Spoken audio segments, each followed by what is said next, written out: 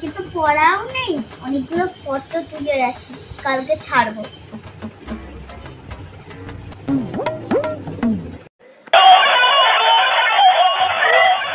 আর বেস্টিটা কেন ফোন করছে bank? Hello বেস্টি, কি হয়েছে? হ্যালো বেস্টি, কি করছিস এখন? উফ ব্যাংক, তুই না এমন টাইমে ফোন করিস, আমি এখন রিলস করছি। হ্যালো, তুই এখন রিলস বানাচ্ছিস? আজকে আমাদের পরীক্ষার রেজাল্ট বেরিয়েছে। কি রে বেস্টি, আমি তো ভুলেই গেছিলাম আজকে যে রেজাল্ট। না বেস্টি, এরকম ভাবে কাঁদিস না।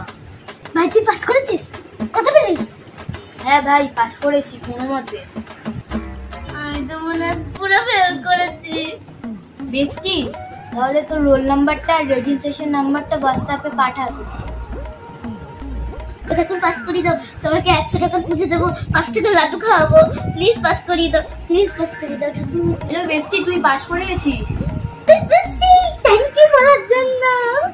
ভগবান, 100 টাকা আর 10 টাকার মধ্যে তো কোনো তফাৎ নেই। আমি তোমাকে 10 টাকা পুজো দিয়ে আসবো আর তোমাকে 1 টাকা দামে নকুল দানা খাওয়াবো। তো গাইস, আমি তোমাদের সত্যি ভট্টাচার্য। আমি আজকে পাস করে গেছি, মাধ্যমিকের রেজাল্ট বেরিয়েছে, আমি পাস করে গেছি, এটাই বলতে এলাম তোমাদের। টাটা। এই মোড়াটা ফোনই করে দেয়।